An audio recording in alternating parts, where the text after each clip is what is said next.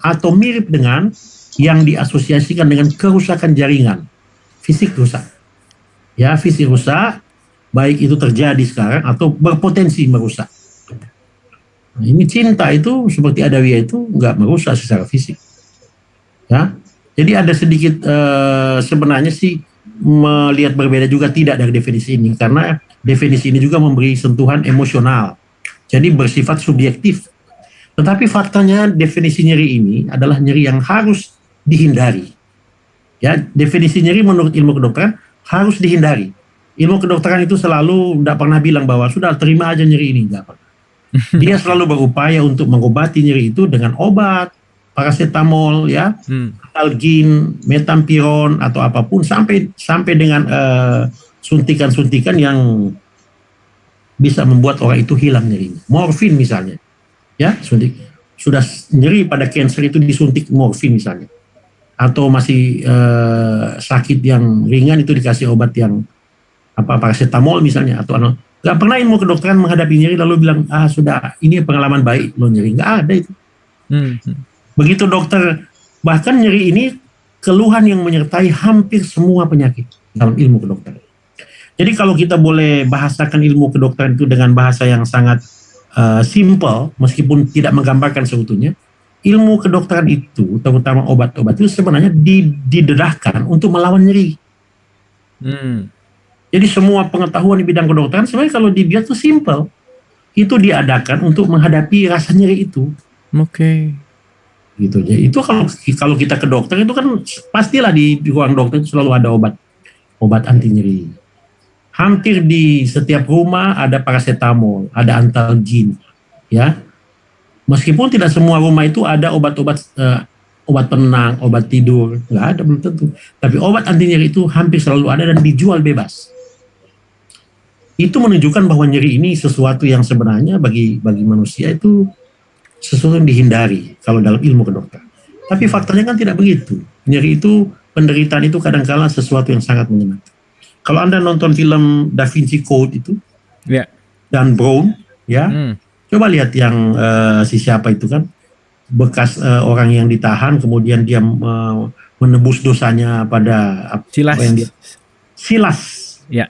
Dimana Silas kan menyiksa diri sampai merantai kakinya, ya. Kemudian memakai cambuk yang ujung-ujungnya itu dari paku, menyiksa diri. Kenapa orang menyiksa diri? Dari sudut ini kita bisa memahami kenapa orang kemudian itu menyiksa. Bahkan dalam makna yang negatif ya, ada yang namanya sadomasochisme. Sadisme dalam hubungan seksual ya. Itu kan nyeri. Ini ekstrim, kutub ekstrim yang salah ya, yang negatif ya. Tapi orang mau melakukan itu. Sadisme, masokisme atau sadomasochisme, orang melakukan itu. Artinya ada orang yang menghadapi nyeri itu tapi menemukan sesuatu di situ. Pertanyaan paling mendasar itu kenapa orang melakukan itu, ya? Nah, coba kita lihat juga ada satu buku yang ditulis oleh Viktor Frankl.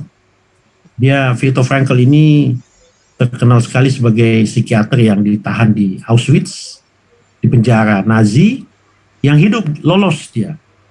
Lalu dia menulis, dia ini adalah kepala rumah sakit psikiatri, rumah sakit jiwa di Wina, Austria. Kemudian dia ditahan bersama istri dan adik perempuannya, ditahan situ. Dan apa yang dia ungkapkan setelah dia keluar, dia berhasil lolos dari penjara itu, dia mengambil kesimpulan yang sangat sederhana, bahwa tahanan-tahanan yang bisa bertahan hidup seperti dia adalah bagaimana tahanan-tahanan itu memberi makna atas penderitaan yang mereka alami. Ya, ditahan, tapi dia selalu bayangkan bahwa ada yang menunggu saya di rumah kalau saya pulang. Maka harapan-harapan itu mempengaruhi harapan hidup. Cara seseorang membayangkan penderitaan itu dan masa depan itu menandai hidup. Makanya dia menulis bukunya luar biasa, Man Search for Meaning. Manusia mencari makna hidup. Jadi dalam penderitaan itu ada makna, ada sesuatu yang luar biasa. Makanya jangan heran kalau para mistikus, para orang suci, orang-orang hebat itu melihat penderitaan secara berbeda dengan kita. Kita menghindari penderitaan, tapi mereka menaklukkan penderitaan. Kita itu kan menghindari sesuatu yang nyeri, yang tidak menyenangkan. Bahkan kalau kita beli mobil, kita selalu mencari mobil terbaik. Ya, mobil yang menjamin kita tidak punya rasa nyeri, rasa takut, keamanan seperti itu. Frankl bilang seperti itu. Nah, kemudian ini juga salah satu puisi dari Rabiatul Adawiyah. Ya, ini dalam maknanya, tapi bukan pada kesempatan ini saya menjelaskan. Saya hanya ingin menyebut bahwa Rabiatul Adawiyah itu meletakkan nyeri yang menyenangkan itu dalam konteks cinta.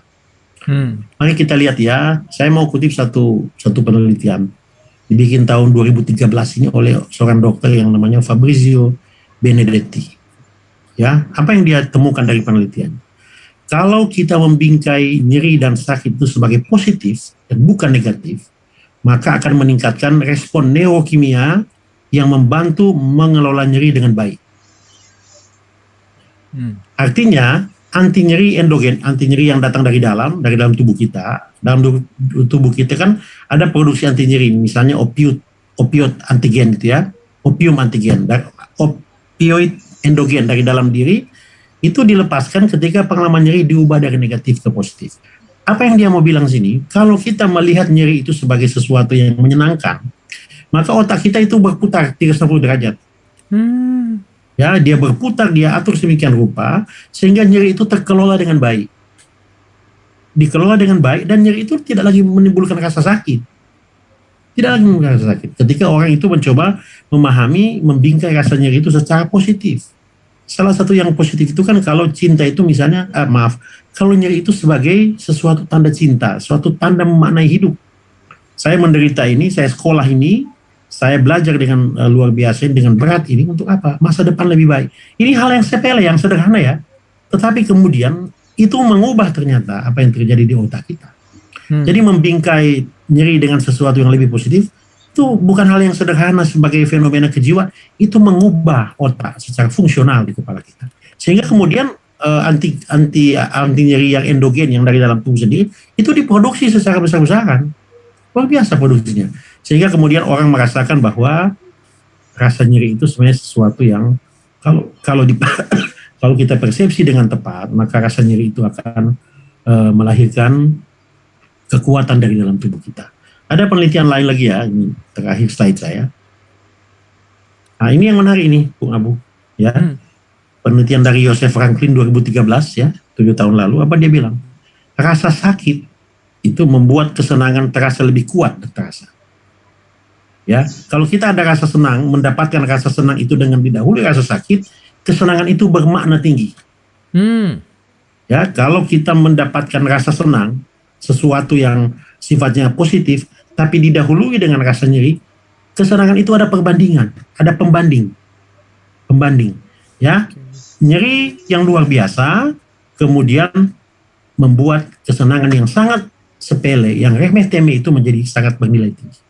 Itu sebabnya kan orang yang sudah berjuang mati-matian, orang yang sudah lelah berhari-hari, kesenangan yang sangat kecil itu menjadi bermakna sama sekali. Yes. Tapi orang yang tidak pernah berjuang atau nyerinya biasa-biasa, sebesar apapun kesenangan itu kehilangan maknanya.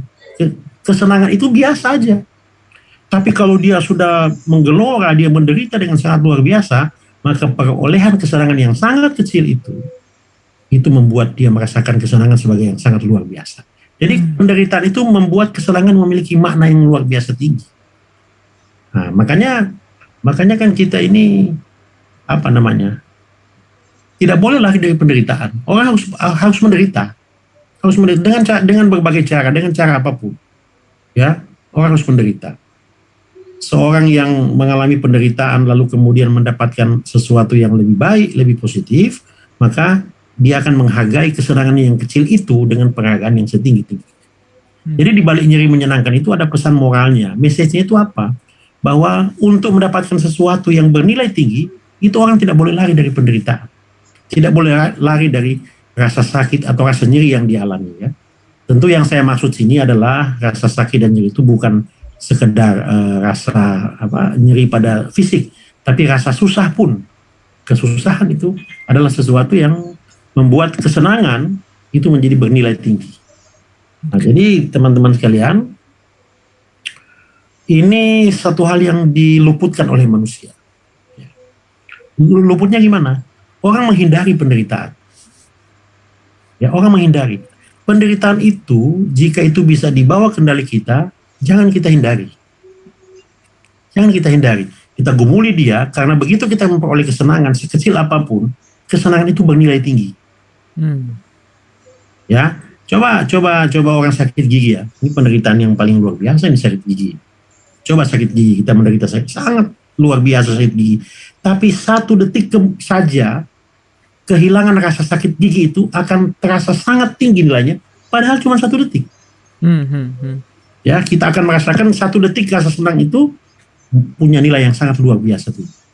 Karena apa? Penderitaan yang kita alami dalam. Jadi gitu, Bung Abu, itu yang saya kira presentasi saya secara garis besar.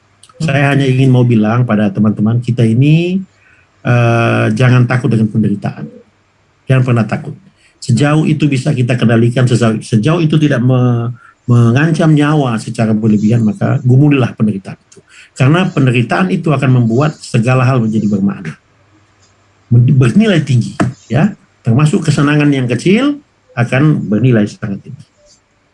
Itu ya.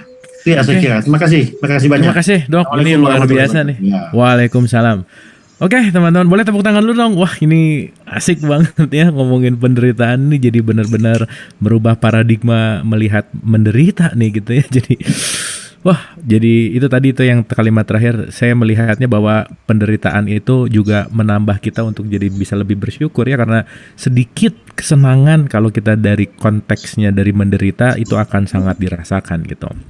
Oke, mungkin seperti biasa kita akan berdialog teman-teman, boleh dipersiapkan pertanyaannya, apresiasinya, boleh dia yang di YouTube di chat boleh, yang di Zoom di chat juga boleh, atau mau langsung ngobrol sama Dr. Taufik Pasyak juga dipersilakan. Kita nggak membahas nyeri dalam pengertian kedokteran ya, jangan nanya obat, ini bukan forum kedokteran ya.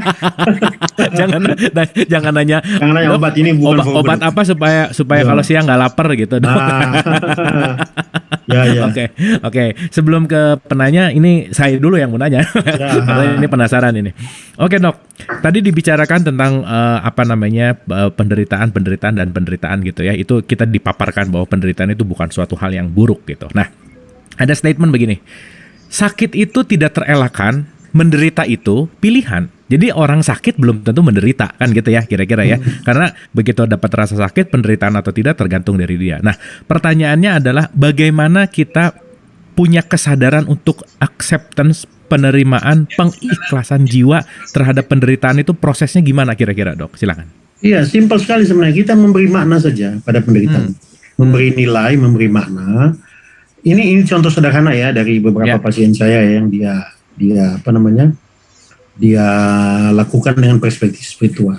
Ya, yang dia kutip sebenarnya dari hadis Nabi. Makanya ada hadis Nabi yang sangat luar biasa untuk memaknai penderitaan. Ya, penderitaan yang kita alami itu menggugurkan dosa. Kan? Rasa sakit yang kita alami membuat dosa kita itu gugur. Ini bahasa tekstual dari agama. Tapi sebenarnya ada bahasa psikologisnya. Ya, apa itu? Kalau kita melihat rasa sakit atau rasa nyeri yang kita alami itu, kemudian menghilangkan segala kesalahan sebagai penebusan dosa, segala macam yang kita lakukan, keburukan dalam hidup, maka rasa sakit itu kita terima. Kita akan terima. Kita akan merasa sebagai bagian dari kehidupan kita.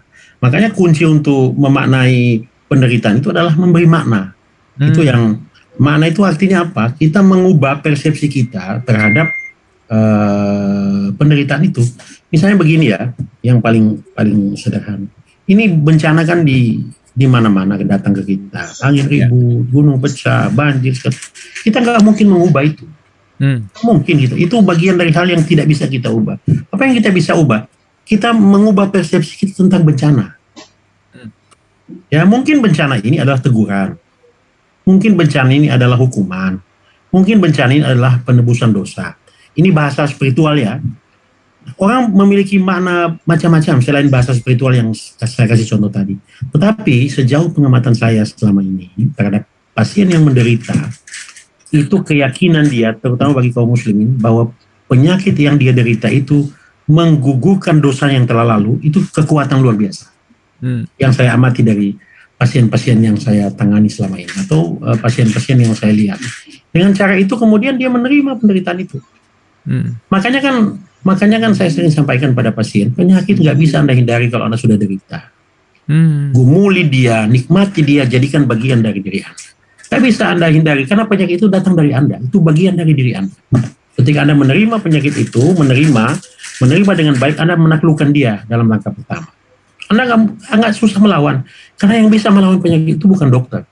Dokter itu membantu melawan penyakit. Yang bisa melawan penyakit itu diri sendiri. Yes. Kita yang keluarin penyakit loh. Dokter itu hanya membuka jalan, menunjukkan ini jalan loh. Tapi jalan itu mau kita tempuh kita. Makanya menerima penyakit itu adalah bagian pertama dari upaya untuk memberi makna dari penderitaan yang kita alami.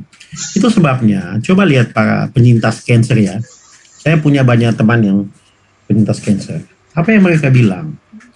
Kenapa mereka bisa bertahan hidup dibandingkan dengan yang lain itu mati? Ternyata yang mati ini kehilangan pemaknaan terhadap penderitaan. Orang-orang yang bisa menyintas ini, survivor ini, justru merasakan ini kesempatan bagi saya untuk melakukan sesuatu yang lebih bernilai atas penderitaan. Mungkin saya berdoa lebih banyak, ya. Mungkin saya membantu orang lain lebih banyak. Dan mereka yang melihat penyakit ini sebagai bagian dari dirinya, lalu hidup bersama penyakit itu lebih panjang umurnya. Ini satu hal yang saya katakan tadi bahwa melawan penyakit itu, ini contoh yang simpel untuk menunjukkan bagaimana memaknai ya. Yang terhadap penyakit itu kita harus hidup bersama penyakit, lalu kemudian menaklukkan dia, bukan menghindari, bukan kemudian meletakkan penyakit itu sebagai otoritas dokter semata, nggak bisa. Yang bisa menyembuhkan kita itu adalah kita sendiri. Dokter itu menunjukkan jalan. Jangan heran penyakit yang sama, dua orang berpenyakit sama, datang di satu dokter yang ahli, ada kemungkinan yang satu sembuh, yang satu mati. Karena cara memaknai penyakit itu berbeda. Itu Bung Wabu. Oke, keren Dok, terima kasih banyak. Terus berikutnya Dok, kaitan dengan kesadaran spiritual atas penderitaan ini gimana Dok kira-kira? Bagaimana peningkatan kesadaran spiritual yang didapatkan dari si penderitaan ini? Kira-kira gimana? Ya, ini kan sebenarnya saya selalu bilang dengan cara yang sangat sederhana. Pengalaman spiritual kita itu antara lain datang daripada mengubah cobaan dan azab itu sebagai ujian atau bahkan sebagai karunia. Itu simpel sekali cara mengubahnya.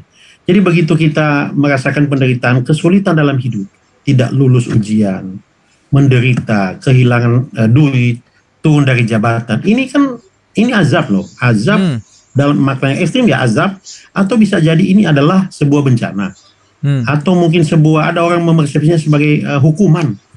Tapi begitu kita mengubah ini sebagai suatu ujian, ya, atau cobaan yang Allah berikan pada kita, itu berubah nilainya, dan itu akan membuat seluruh tubuh kita, termasuk otak kita, akan merasakan ini sebagai bagian dari kehidupan. Dia akan menerima itu, akan menerima sebagai sesuatu yang bisa menumbuhkan jiwa. Makanya mereka yang mengubah persepsi tentang penderitaan itu sebagai sesuatu yang bermakna, itu orang yang jiwanya bertumbuh dengan baik. Ya, dia bertumbuh dengan baik karena apa? Karena dia mulai merasa familiar dengan sesuatu yang tidak menyenangkan. Nah, merasa hidup bersama dengan sesuatu yang tidak menyenangkan itu sebenarnya adalah akar daripada pengobatan.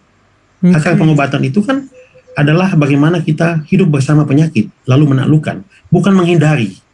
Ya, bukan menghindari itu penyakit dan menyerahkan kepada otoritas yang lain.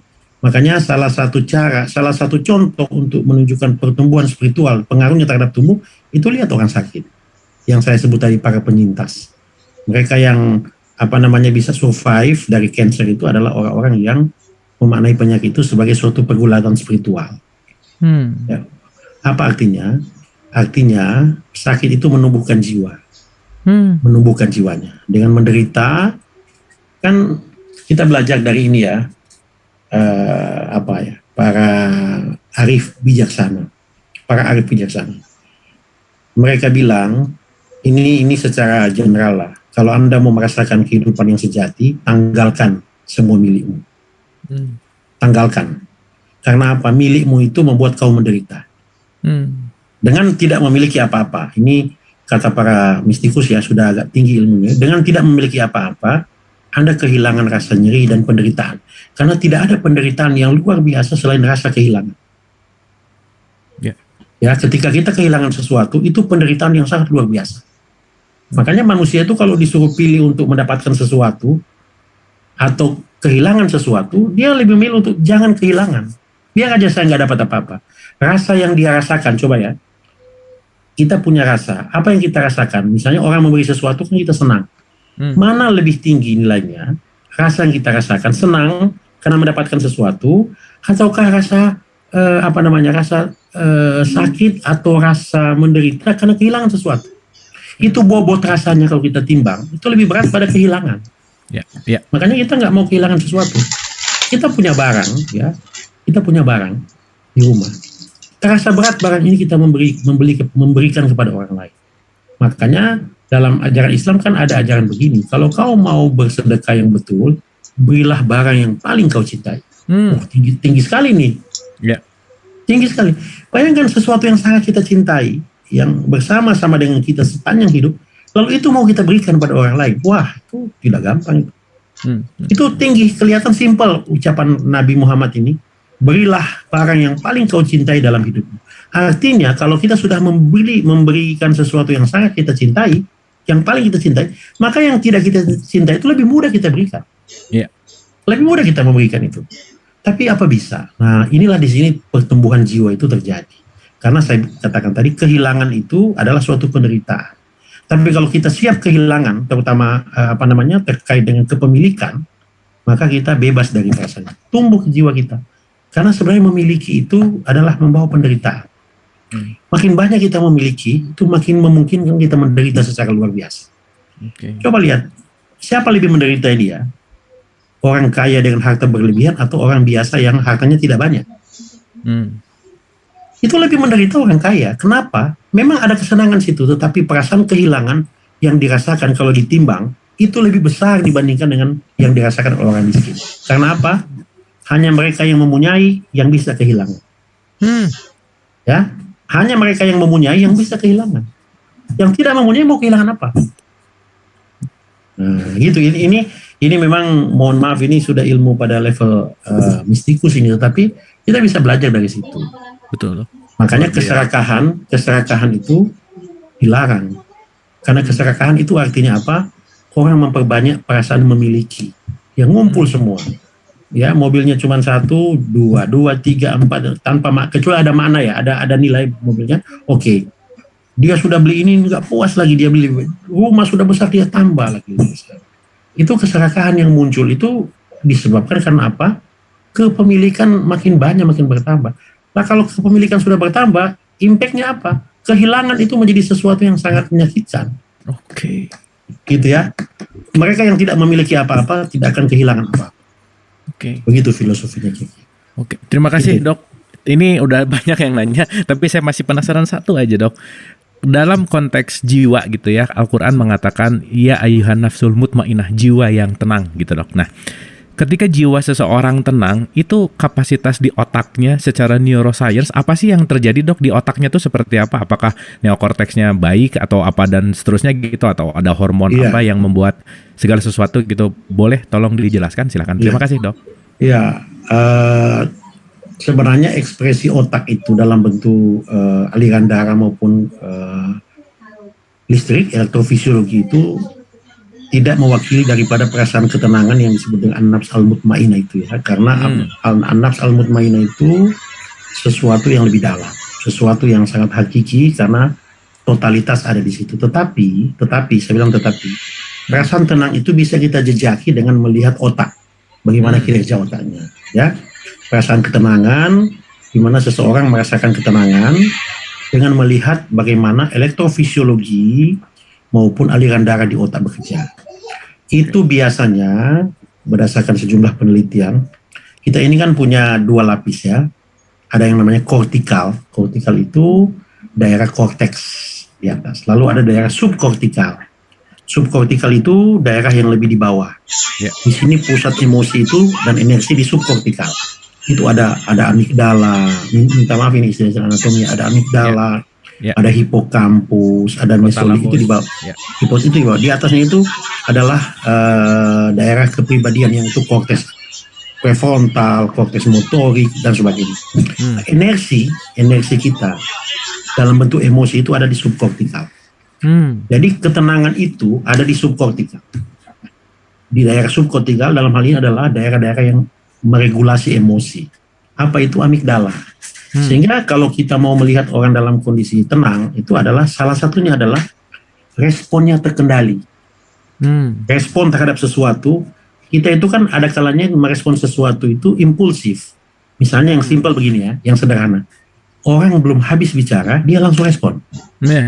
Dia nggak mengerti yang ini sangat sederhana ya. Saya mencoba membuat dengan bahasa saya. Lagi ngomong berdua, yang satu belum selesai bicara, dia langsung potong.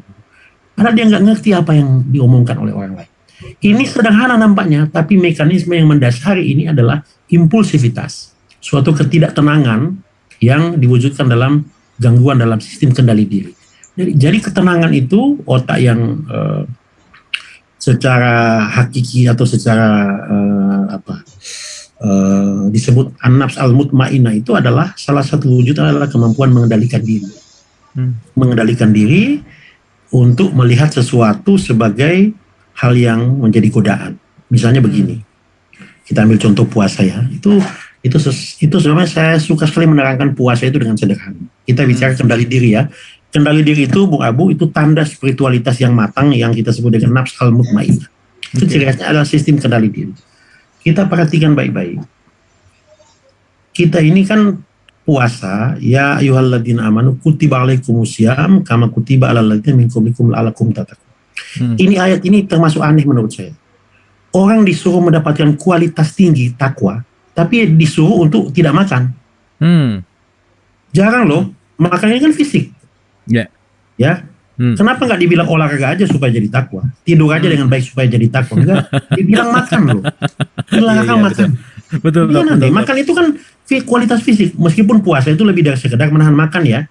Tapi yang disebut itu kita nggak lihat berapa jam kita, 10 jam, 11 jam menahan makan. Menahan makan aja, makanan ini membuat orang bisa jadi takwa loh. Kenapa? Karena makanan ini berfungsi menjadi temptation, menjadi godaan. Lihat ya, apa itu godaan? Godaan itu adalah sesuatu yang bisa kita ambil, tapi kita nggak bisa ambil. Kita disodohi makanan kan, kita bisa ambil makanan itu, tapi kita nggak mau ambil. Adakah pekerjaan yang lebih sulit dari ini? Bisa mengambil sesuatu, tapi kita nggak bisa ambil. Adakah lebih dari itu? Nggak ada.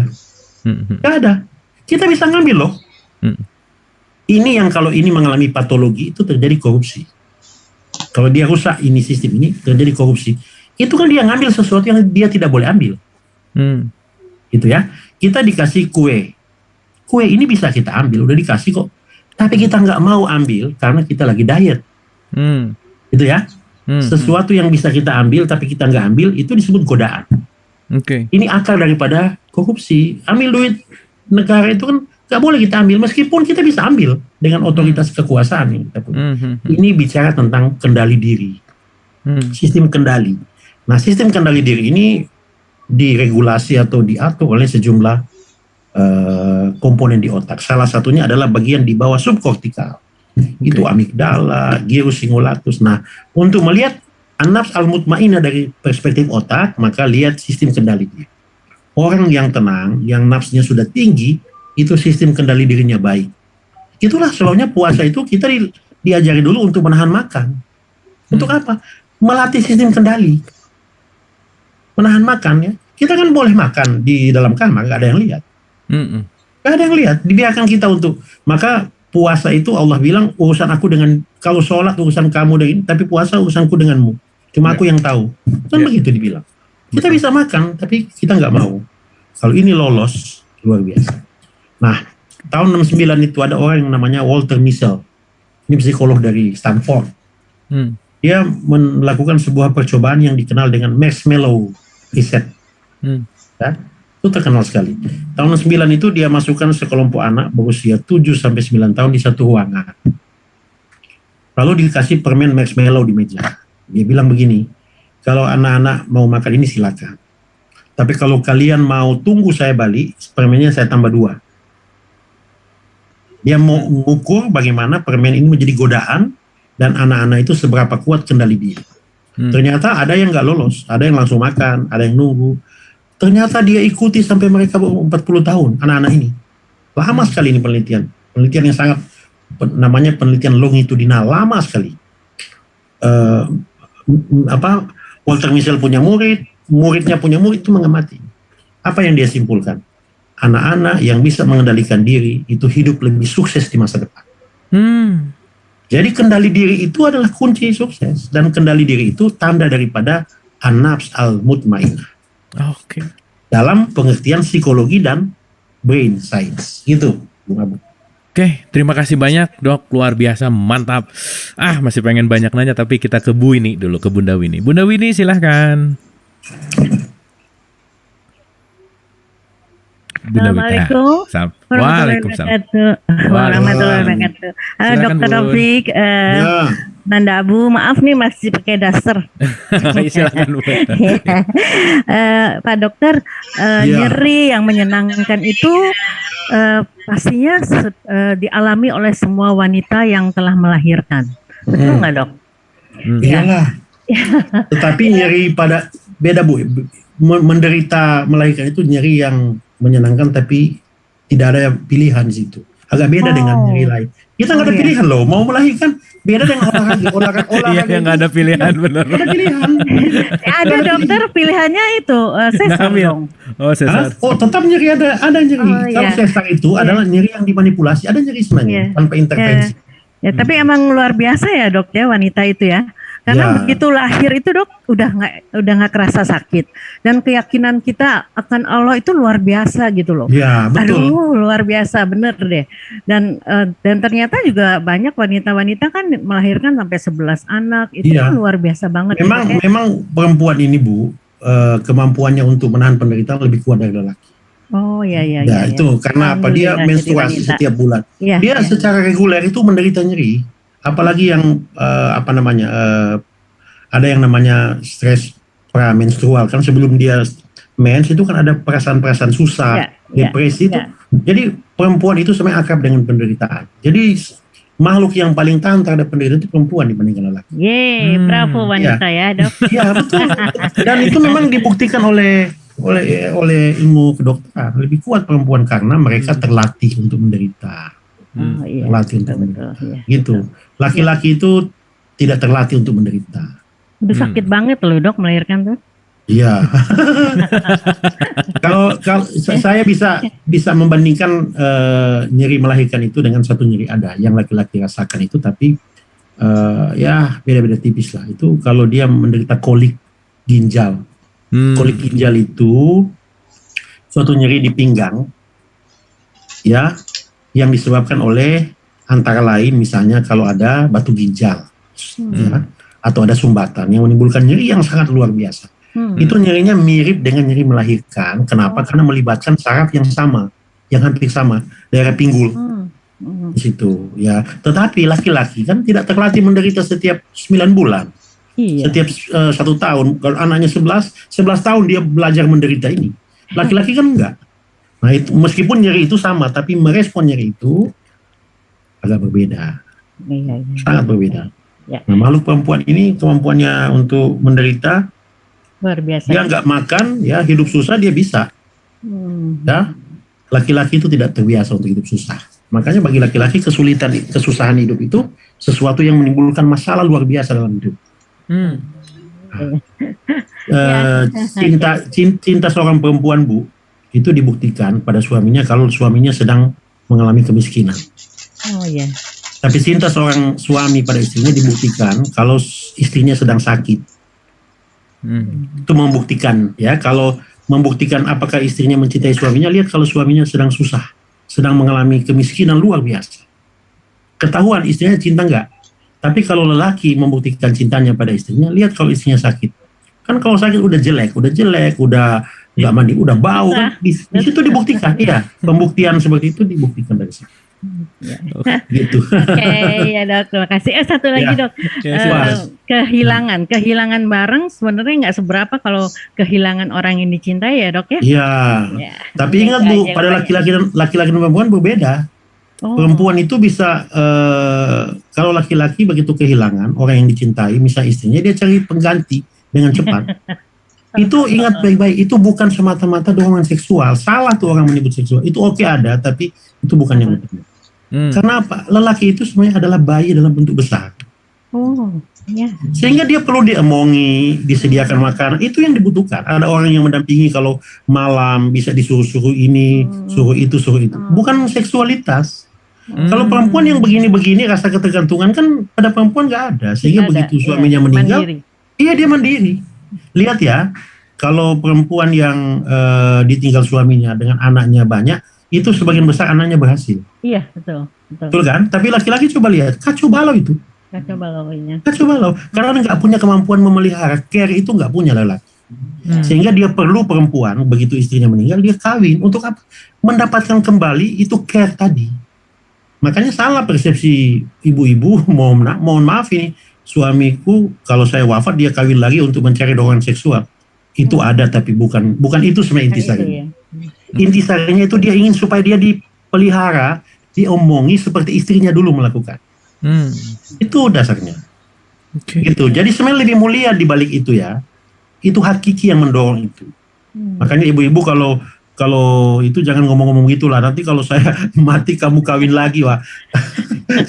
Nanti menderita itu suaminya. Apalagi ada anak kecil. Iya sih, Dok. Lagian kan udah mati juga lah ya. Udah nggak ada urusan. Iya. Pokoknya di situ agak. Terima kasih, Dok. Ya. Alhamdulillah jadi wanita. Terima kasih. Assalamualaikum. Terima kasih, Bun. Terima kasih, Bun. Oke. Thank you, Dok. Aduh, ini seru. Oke, Mas Aryo silahkan. Kalau diizinkan saya ingin mengajukan 2 pertanyaan. Ya, silakan. Ya, jadi untuk pertanyaan pertama, saya pernah dengar bahwa yang namanya berpuasa itu minimal puasa Senin Kamis ya, kalau dilakukan secara rutin itu bisa memperpanjang umur, memperpanjang usia, karena dengan puasa, dengan mengosongkan perut dalam jangka waktu tertentu seperti itu, di pengaturan makanan seperti itu, sel-sel dalam badan itu diberi kesempatan untuk berbagi diri, sehingga sel-sel rusak yang kemudian kalau tidak dirawat bisa menjadi membuat orang jadi kelihatan keriput atau tua atau gimana, itu diperbaiki sehingga orang jadi kelihatan lebih awet muda, lebih panjang umurnya. Jadi pertanyaan saya, apakah memang benar seperti itu? Salah satu efek dari puasa bisa memperpanjang usia, menyehatkan tubuh dan sebagainya. Itu pertanyaan yang pertama. Kemudian pertanyaan kedua, kalau diperhatikan ya, orang-orang kita itu kadang-kadang senangnya cari yang serba instan lah. Kalau kesenangan cari yang instan, makanya kalau misalkan tontonan atau acara yang ada hubungannya dengan artis atau yang heboh-heboh gitu malah lebih viral istilahnya dibandingkan dengan yang istilahnya edukasi. Nah, apakah ini memang fenomena orang-orang kita itu orang-orang yang lebih senang cepat dapat hasilnya, mau gampangnya aja, nggak mau tadi yang disebutkan tadi, tidak mau susah payah, tidak mau berkorban, tidak mau sakit, tapi mau langsung cepat dapat hasil. Apakah fenomena yang itu yang sedang terjadi? Itu sih pertanyaan saya. Terima kasih. Oke, thank you. Silakan, Dok. Ya, jadi memang puasa memperpanjang umur itu kesimpulan yang berasal dari penelitian terkait dengan menyehatkan. Jadi saya belum pernah membaca bahwa puasa itu memanjangkan umur. Belum ada. Tapi kalau puasa itu bikin lebih sehat dan orang kemudian sehat itu panjang umur, itu banyak penelitiannya. Jadi terkait panjang umur itu hubungannya relatif tidak langsung. Karena memang puasa ini satu hal yang sangat mendasar. Kan persoalan kita dalam kehidupan ini antara lain persoalan makanan, perolehan makanan. Kita bekerja untuk apa? Yang paling utama cari makan. Jadi persoalan makanan ini sehingga dia perlu dilatih, perlu diatur itu karena memang problem terbesar manusia itu terkait dengan makanan. Baik itu makanan tidak ada, oke, kalau makanan tidak ada bisa kita pahami. Tapi yang problem hari ini makanan yang berlebihan. Overload makanan. Dulu persoalan kita kekurangan makanan. Sekarang kita punya persoalan overload makanan. Artinya apa? Kita disuruh memilih. Dari makanan beragam ini kita disuruh memilih. Nah, puasa itu baik intermittent fasting itu puasa tadi sehari puasa sehari enggak atau puasa Senin Kamis itu memang berdimensi luar biasa. Makanya saya sarankan untuk teman ini untuk cari aja di Facebook, di Google itu banyak sekali riset tentang puasa. Kesimpulannya sederhana sekali bahwa puasa itu memang efeknya positif. Dalam semua hal efeknya positif. Mental, fisik, emosi, kognisi itu positif puasanya. Ada efeknya yang sangat luar biasa. Mungkin dengan memperbaiki jaringan tubuh, sel, hal-hal yang bersifat mikro, itu kemudian secara tidak langsung membuat umur menjadi lebih panjang, ya. Kemudian yang kedua soal instan, ini pengaruh teknologi sangat luar biasa ya. Saya baca satu artikel, tapi saya lupa di mana itu, membandingkan penggunaan teknologi ya antara orang yang hidup di tahun 50-an 60-an dengan yang hidup di tahun 90-an ke atas. Memang perkembangan teknologi tentu ini lebih canggih hari ini. Tapi yang dia bandingkan itu adalah penggunaan teknologi. Jadi kecanggihan pada masa itu adalah kecanggihan pada masa itu. Sama dengan kecanggihan pada masa kini. Jadi kecanggihannya sama. Apa yang dia temukan? Bahwa mereka yang terpapar dengan teknologi semakin banyak, itu orang itu cenderung menjadi instan, mencari sesuatu lebih cepat. Karena teknologi memudahkan segala hal. Coba kita ambil teknologi memasak. Dulu orang tua kita memasak masih melakukan serangkaian tindakan. Ya mungkin ngambil kayu bakar, minyak tanah, nyalakan kompor, ya membersihkan ikan. Sekarang enggak. Kita punya rice cooker saja atau pembakar ikan dari listrik, colok aja langsung dalam waktu sekian menit timbul listrik itu. Sehingga manusia itu terlatih untuk orang-orang yang hidup di masa teknologi yang makin canggih ini terlatih untuk memperoleh sesuatu dengan cepat. Nah itu yang kemudian melahirkan budaya instan. Jadi artinya saya mau bilang bahwa tumbuhnya budaya instan itu juga ditentukan oleh faktor yang sifatnya environment. Jadi faktor lingkungan, situasi dan kondisi. Bukan semata-mata sesuatu yang datang dari dalam, ya, dari diri kita. Tapi ada pengkondisian oleh lingkungan ini pada kita. Gitu ya, Bung Abu. Terima kasih Pak Dokter. Saya dikit lagi ya, masih ada agenda ini. Oke, siap Dok. Ini satu mungkin pertanyaan aja. Satu pertanyaan. Ya, oke. Terakhir sekali, memang ini abis ini langsung final statement. Terakhir ini dari YouTube, teman-teman dari YouTube. Assalamualaikum, saya mau bertanya, apakah kejenuhan termasuk dalam kategori nyeri atau penderitaan? Lalu penderitaan yang seperti ini apa hanya perlu dibiarkan seiring dengan berjalannya waktu akan berubah atau bagaimana? Silakan. Kejenuhan. Gini ya, kalau jenuh itu kan terjadi karena suatu pekerjaan terjadi berulang-ulang menimbulkan rasa bosan. Jadi sebenarnya jenuh itu sendiri bisa jadi sebuah penderitaan yang menyenangkan. Karena kenapa? Karena di situ manusia melatih, ada proses melatih diri karena terjadi berulang-ulang. Sesuatu yang menimbulkan jenuh itu kalau itu ada syaratnya berulang. Kalau dia nggak berulang, itu orang tidak akan jenuh. Misalnya kita makan nasi terus-menerus ya. Nasi coba lihat ini agak sedikit aneh. Pernah nggak kita jenuh dengan makan nasi? Sampai hari ini enggak. Tapi kalau itu terkait dengan pekerjaan, aktivitas ya, aktivitas yang bisa kita hindari, itu timbullah rasa jenuh. Nah, rasa jenuh atau rasa bosan yang menurut hemat saya sebenarnya rasa jenuh itu hanyalah semata-mata permainan pikiran. Kalau kita belajar sedikit teori flow dari Csikszentmihalyi, jadi ini ya, ada satu teori untuk menjelaskan kenapa kita bosan ini. Itu Mihaly, ini psikolog terkenal dari Amerika, tapi keturunan dari Polandia ya. Mihaly bilang begini, kalau tantangan kita lebih besar daripada kemampuan kita, challenge itu lebih besar daripada ability, itu manusia stres dan mengalami ansietas, kecemasan. Sebaliknya, kalau ability kita lebih tinggi daripada challenge, maka kita menimbulkan rasa bosan, kebosanan, kejenuhan. Jadi misalnya begini, Bung Abu ini punya kemampuan luar biasa dalam sebuah keahlian, katakanlah menyanyi, ya, main alat musik, semua alat musik dia kuasai. Tapi dia di kantor hanya disuruh untuk mengajar anak-anak bermain salah satu alat musik yang sangat sederhana.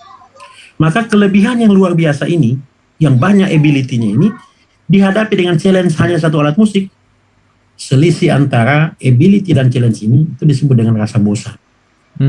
Kejenuhan. Makanya untuk tidak bosan, naikkan terus. Kalau ability naik, challenge-nya naik. Gitu ya. Jadi naikkan, makin tinggi keterampilan Anda, tantangan harus makin lebih besar. Gitu ya. Kalau Anda sudah jago main musik dalam semua hal, tampillah dengan pemain-pemain kelas dunia supaya tantangannya itu seimbang.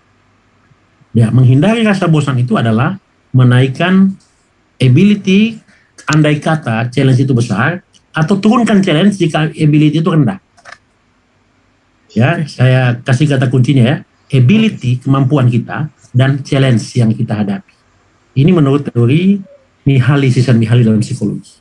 Itu menjelaskan rasa bosan itu. Itu saya kira. Oke, terima kasih. Terima kasih, baik. Dok, final statement untuk penutup episode 251. Saya kira nikmatilah rasa nyeri itu. Nikmati aja kalau kita punya rasa nyeri, berkawan dengan dia, karena itulah sebenarnya kunci pertumbuhan jiwa di situ. Itu saya kira. Oke, terima kasih. Boleh tepuk tangan untuk Dr. Taufik Pasyak, luar biasa malam hari ini ya, mengajak kita untuk menikmati rasa nyeri, mengajak kita untuk menyelami rasa nyeri, karena kenapa? Suffering call us back home. Penderitaan memanggil kita pulang ke rumah sejati.